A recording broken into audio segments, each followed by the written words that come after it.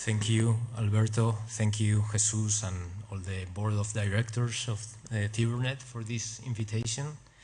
Good afternoon, everyone. And yes, as Alberto has just mentioned, my main interest in the last, I would say, 5-7 years is preclinical Alzheimer's disease. And that is mainly due because we thought from the very beginning that if we want to really make a change in disease evolution, we have to really act very, very early.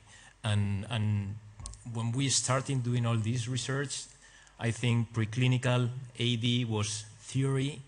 I think now it's becoming a reality. And today we have seen one of the previous speakers talking about trials in preclinical AD. So I think that's answering the question, so I could go back now to my seat. But nevertheless, since I'm here, I'm going to give you some hints why I think there is reality behind the concept of Alzheimer's disease, preclinical stage.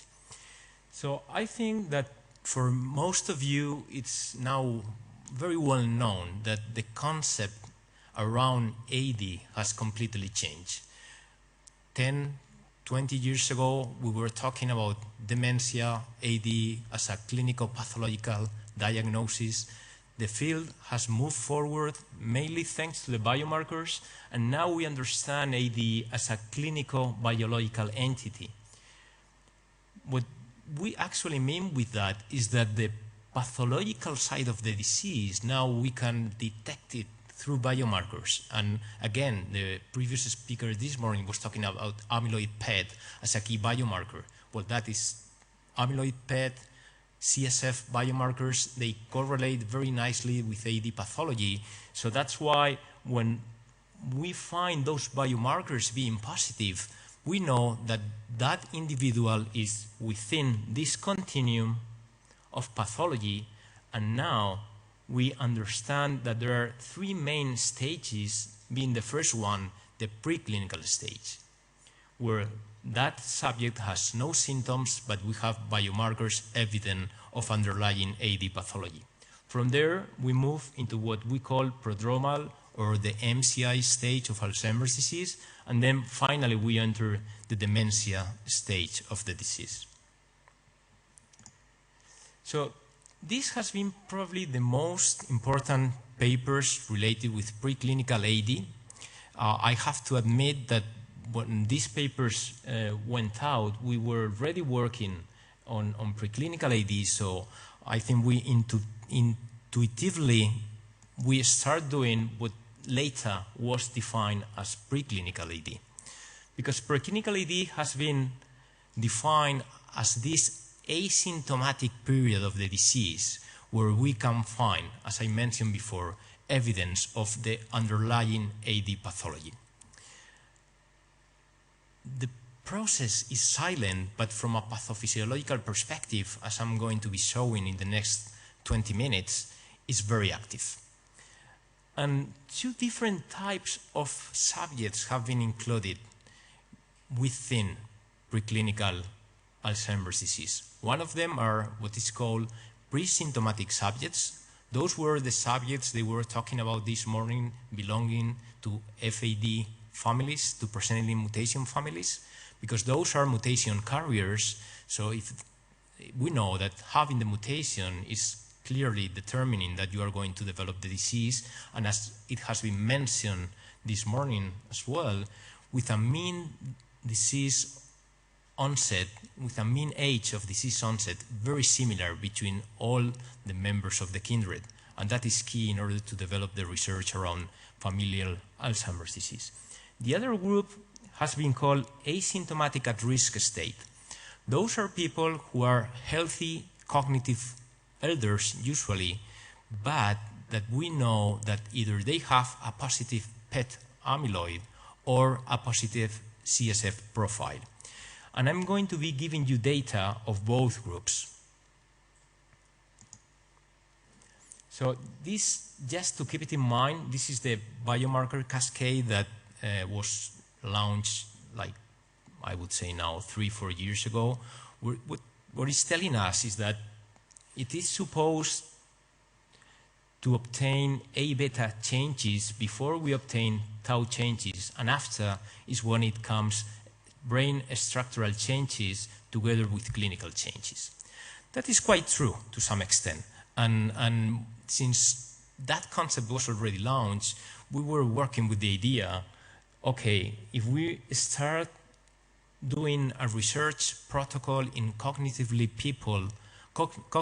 normal people that have a positive CSF profile, probably what we are targeting is this preclinical stage of the disease. So, as I said before, I'm going to show you some data in both pre-symptomatic subjects, those are mutation carriers mainly of presenting mutations, and later on asymptomatic at risk. So these are some of the papers that we published several years ago. And the first thing that we did at the time, and that was back in 2008, is that we really wanted to check that, and what we found is that as these subjects get closer to the mean age of disease onset, which here is 0, we get a lower value of CSF amyloid levels.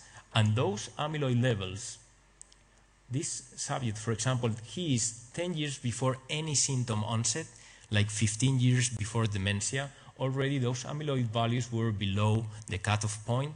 And obviously, when they develop symptoms, which are these ones, they are already in floor levels. By contrast, we found that tau levels were starting to change around here, and they correlated very nicely with the appearance of symptoms. But obviously, at the time, we were very much interested in checking for cortical changes. So we are lucky enough that we had a 3 Tesla MRI, we could do a structural DTI, we could do functional MRI several years ago. So we performed these structural studies, and obviously these are the typical changes that you observe in people with AD.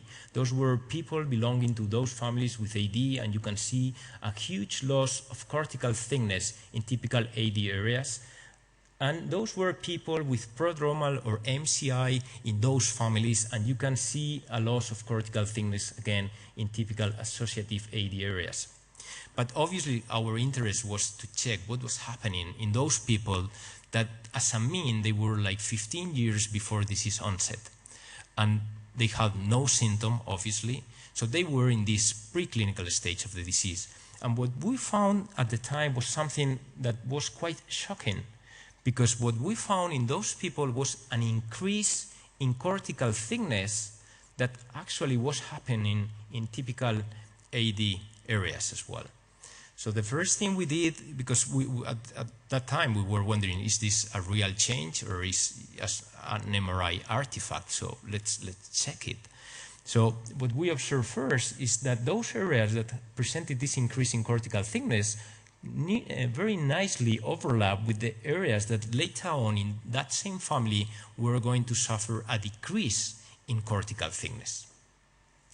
The second thing that we observe is that when we measure the ventricular system, we observe here you have healthy controls, those are asymptomatic mutation carriers, and those are the symptomatic ones. So these are the preclinical subjects. So what we were seeing was that those people with the increase in cortical thicknesses actually were experiencing a decrease in the volume of the ventricular, which was also significantly smaller than both healthy controls, obviously matched for age, scholarity, and those people that belong to the same family and obviously were symptomatic. Those had atrophy already, and the volume of the ventricular system was going up. So that was the first thing, the first hint thinking that make us think, oh, probably this is not an artifact. Something is happening very early in the disease course of those people. So the second thing that we did is we correlate that with the adjusted age to disease onset. And as you can see here in blue, those are the people that are in the preclinical stage. Those are the ones that already have symptoms. And cortical thickness significantly correlated with this timing of the disease, which was something that was asked, a question was asked about that this morning as well. So then, fair enough, we thought, okay, probably those changes that are occurring so early in time, probably they are really happening. So the second question that the final question we asked ourselves was, what does that mean? I mean, is that compensatory or is something else? So since we had DTI performing those subjects, we measure the mean diffusivity of the water molecules, and these are the mean diffusivity of the people in the family that were already demented. So you know, in people with very clear Alzheimer's disease, there is atrophy, there is axonal loss, so water molecules diffuse wonderfully, and that's why you can see these images. By contrast, those people that presented that increase in cortical thickness show a restricted movement of water molecules. There was a reduced mean diffusivity, something that you usually see when there is astrogliosis, for example.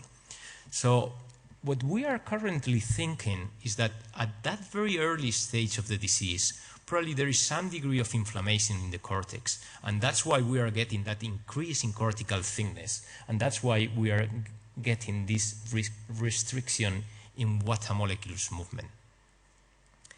Finally, what we also did, we performed a functional MRI study, and we checked for resting state, and we also checked for functional MRI during encoding.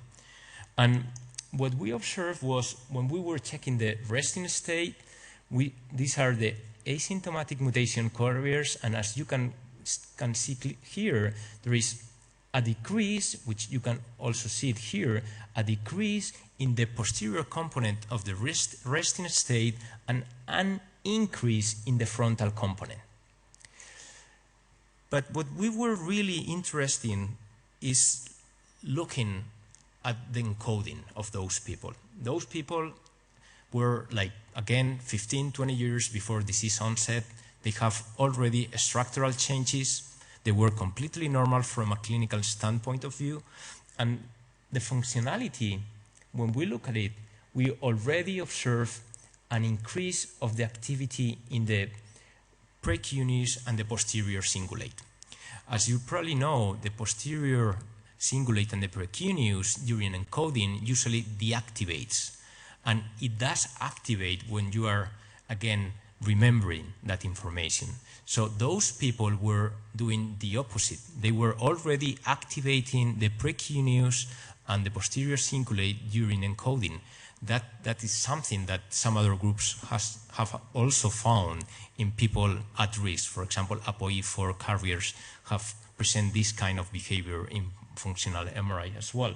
So what it's telling us basically is in those people who were mutation carriers way before disease onset, the brain is clearly changing both in structure and functionality. And this change in functionality correlated very nicely with memory performance outside the machine and with, again, the time to disease onset. So to some extent, it gives us the idea that those changes do occur a long time. Obviously, this is a cross-sectional study. We have not followed them up for 20 years yet, but eventually we will, as they will, obviously, in Antioquia.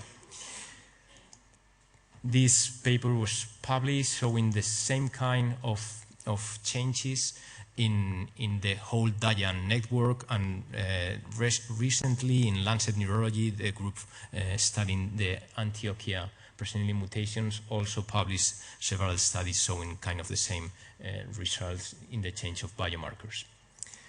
But obviously we were as well very much interested in studying this group, which is called asymptomatic at risk. The term is asymptomatic at risk, but we have to keep in mind that those people have already amyloid in the brain.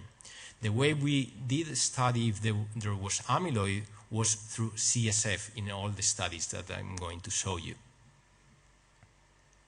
And we were obviously very interested because the most frequent cause of the disease is what we call sporadic. So presenilin mutations, as you are aware, account for 1% probability of the disease. So we were very much interested to study this preclinical stage in, let's say, sporadic at-risk subjects. Some of the papers that show these results. And the first thing that for us was quite interesting when we observed that, and this was like 3-4 years ago, is that those people, when we test them, they were within normality.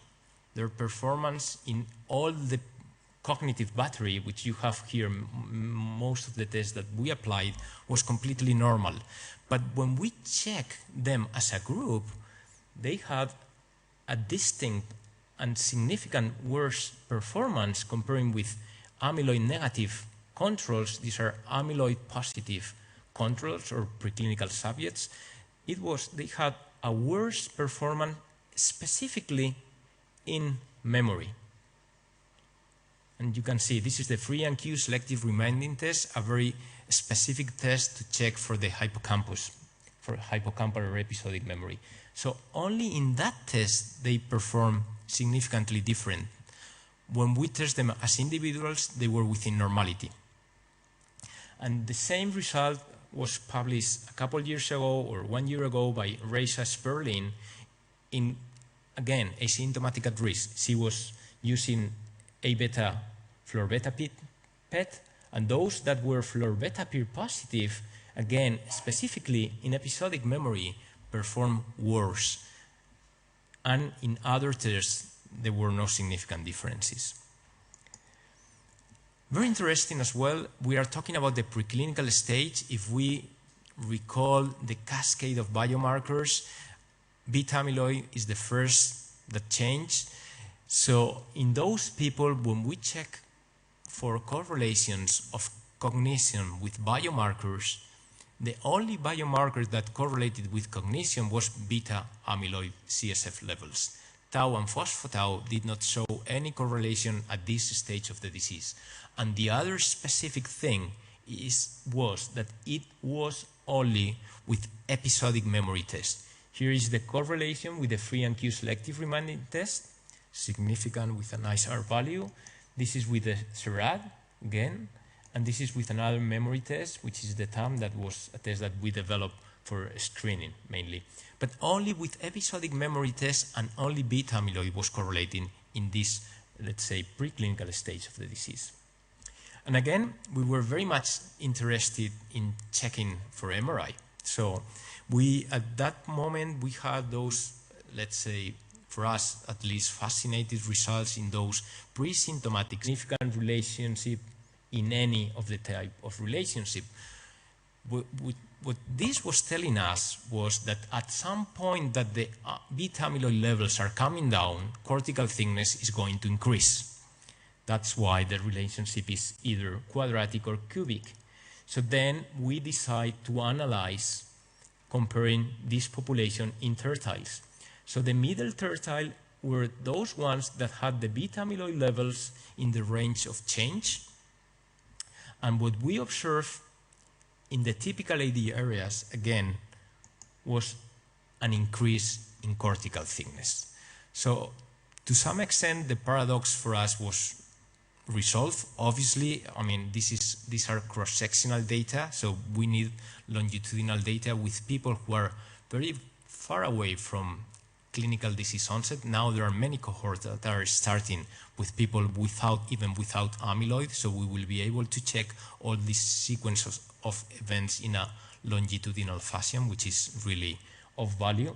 But our idea right now is that very early in the preclinical stage, very likely when those beta amyloid levels are changing in the CSF, when amyloid is starting to deposit in the brain, then we may be getting this increase in cortical thickness, which may be related with astrogliosis. Later on, as the preclinical stage goes by, then we get this decrease in cortical thickness, and that's why when we dichotomize the population, we see a decrease in cortical thickness already in preclinical subjects. Finally, we performed another functional MRI study, and actually what we found was exactly the same result that we had found in mutation carriers, that there was an increase in the bold response in the precuneus during encoding in those people that were asymptomatic but with low CSF beta amyloid levels. We've been studying, and I'm finishing with the next 2-3 slides.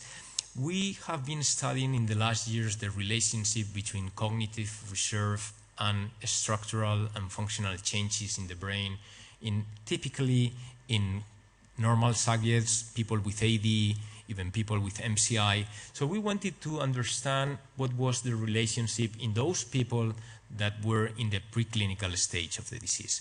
As you know, the cognitive reserve hypothesis states that when you are normal, if you have greater cognitive reserve, usually from a structural point of view, your brain is, let's say, in a simple way, bigger, and you have usually in the same task a decrease in functional activation of the brain, because it does operate much, let's say, much better or faster than someone with a lower cognitive reserve. But that relationship gets inverted when you develop the disease, and that is supposed to be because when you develop the disease, those people with greater cognitive reserve are able to compensate for pathological changes in the brain for longer time. So when you detect the disease, the brain has greater atrophy and they increment functionality in functional MRI in order to compensate. But actually what we found in this preclinical group, and you can see it here, those are the people that were controls. These are the preclinical subjects. This is the hippocampus, and this is the supramarginal gyrus. In these two specific areas, we already observed this inverse relationship, which means that if you have greater cognitive reserve, the greater your cognitive reserve is, the smaller already in this preclinical stage your brain is. I would like to mention the ABLE study because they have been tried through this kind of statistical analysis to understand the timing of these preclinical changes, and what they are now postulating is that when you start getting amyloid in your brain, it takes like 12 years in order to get a full load of amyloid in the brain, and then you are starting this preclinical stage, and it takes 19 years to start developing symptoms. So for them, this preclinical stage may last around 20 years, and the amyloid deposition stage may last around 10 more years. So we are talking a very long disease then. We are talking a disease that really, if you are going to develop it when you are 70, probably you are starting it when you are 40 from a biological perspective. So it's not a disease of old people anymore. And finally, just to convince you, after today's early morning presentation, I think you were already convinced that the preclinical stage is a reality. But this is a very nice Lancet Neurology that came out 1 week ago, and this is a cohort of people from Washington University, where they already started a very large program with asymptomatic subjects. And in the preclinical, I didn't mention it before, but already there is some staging within the preclinical stage. So there is a stage, this is normal group, stage 1, stage 2, and stage 3. Stage 1 are people, normal cognition, only amyloid in the brain. Stage 2 are normal cognition, amyloid, and positivity of neuronal injury markers like tau, for example, or others. Stage 3, there is no cognitive symptoms at all, amyloid in the brain, positivity of neuronal injury markers, and already some subtle cognitive deficit. So these are supposed to be closer to disease onset, and when they perform this longitudinal study, they observe that in 5 years' time, 5% of these people already develop clear symptoms, like 20% of these people already develop, 25% of these people already develop clinical symptoms, and 50% of these people move into the prodromal stage of the disease. So I think there are no doubts that the preclinical stage is a reality. This is very important, and it has been mentioned this morning, in order to do right now secondary prevention trials, that the one they were explaining this morning. You should know that there are just about to start 3 trials, 3 well-known, because I know there are going to start more, which maybe they are not as well designed as these 3, but 3 clinical trials in preclinical Alzheimer's disease. One of them is in Colombia. The second one is in the DIAN consortium, which is a consortium of dominant inherited Alzheimer's disease, the dominant inherited Alzheimer's disease network. And the third one is in people who are at risk. That one is led by Paul Eisen and Rachel Sperling. It's called the EFOR trial, and they are aiming to include over 1,000 people with no symptoms, positive amyloid in the brain, and check if the drug that they are going to give is going to slow down what we were showing right here, the possibility of entering the clinical stage of the disease. So with this, I finish. I think I have been saying my key messages during the whole talk. I think that the interaction between biomarkers and Alzheimer's disease are distinct along the whole continuum. They are changing depending on the stage of the disease. I think that the preclinical stage, I have very few doubts that it is biologically active. There are no symptoms, and I think that one of the great confounders until now is that many people were thinking, well, maybe not every one of those people develop AD. Yeah, of course. I mean, if you enter the preclinical stage when you are 80, very likely you are going to die before you develop the symptoms. But that does not mean that this preclinical stage is not a reality. I think there is structural and functional changes, and it's a very long duration stage. I'm thanking you for all your attention and thanking all the people that work with me. Thank you.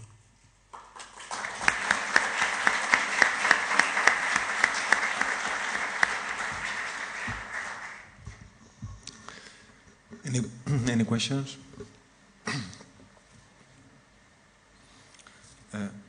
Pablo Martínez Laje.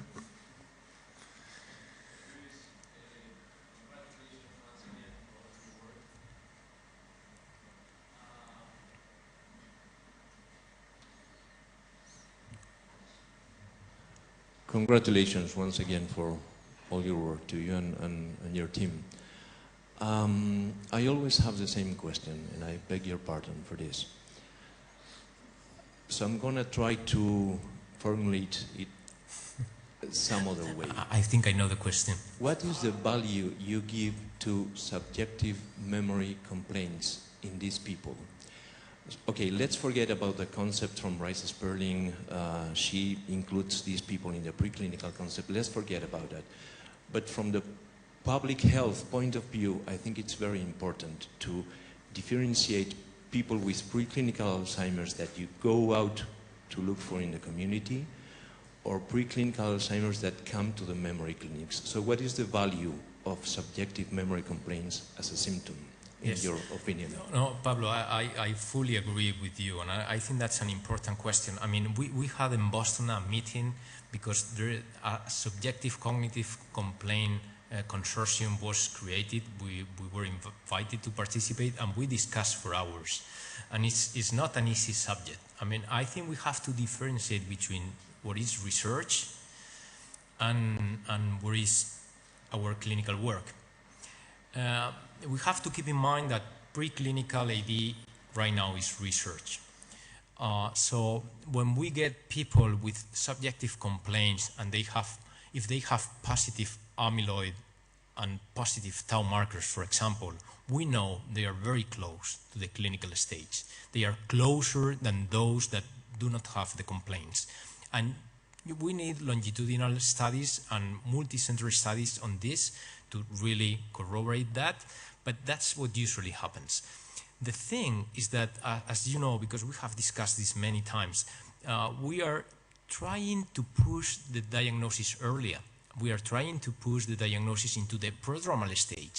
In the prodromal stage, you have a very clear symptom, which is episodic memory deficit that you can measure, you can use specific tests, and we know that when you have markers plus episodic memory dysfunction, you are 3 years from dementia. So it will be very easy to make the diagnosis supported with biomarkers at that stage, but still there are many people reluctant to make Alzheimer's disease diagnosis when you are not demented. So if we translate that information into subjective complaints, which are non-specific, they are, I mean, you can have them in the AD continuum context, you can have it in a depression context, you can have it in a neurotic personality context. So then, to move that information into our clinical work is even much more complicated. So what my personal position right now, I push hard to try to move the diagnosis of AD into the prodromal stage, because we have to admit Alzheimer's disease is the only neurodegenerative stage that is diagnosed too late. I mean, if you get someone with tremor in one hand and it's a clear resting tremor, all the neurologists will make the diagnosis of Parkinson's disease. If you get someone with a clear episodic memory deficit and positive biomarkers in the CSF in PET, people are reluctant to make the diagnosis of Alzheimer's disease. We're a paradox, but that's what we are living with. So I focus to make the early diagnosis into the prodromal stage, and my personal experience with subjective complaints in this preclinical stage is that they are closer to the clinical stage. Sorry for the long answer. I always love talking. Thank you. I have one short question. You hypothesize that there is increased cortical thickness was due to maybe an inflammatory reaction, and I mean there are inflammation ligands that you can use with PET, but they are very complicated. But you have the CSF, so the question is: have you looked at inflammatory markers in the CSF? We have at this stage. Yeah, we have looked at YKL40, and YKL40, as you know, it's increased in AD and prodromal AD, and we found that. We do not find a clear increment in preclinical AD, but we find, which is very interesting, a correlation of YKL40 with tau and phospho-tau in the preclinical stage, which we think that correlation is telling us that there is some relationship into the disease pathogenesis with that inflammatory marker at the preclinical stage. That's our hypothesis. I know that Agneta Norber with PET is finding some inflammatory changes early in the disease course as well. So I think the field is open now into what inflammation is doing in the AD brain at early stages now. No, thank you.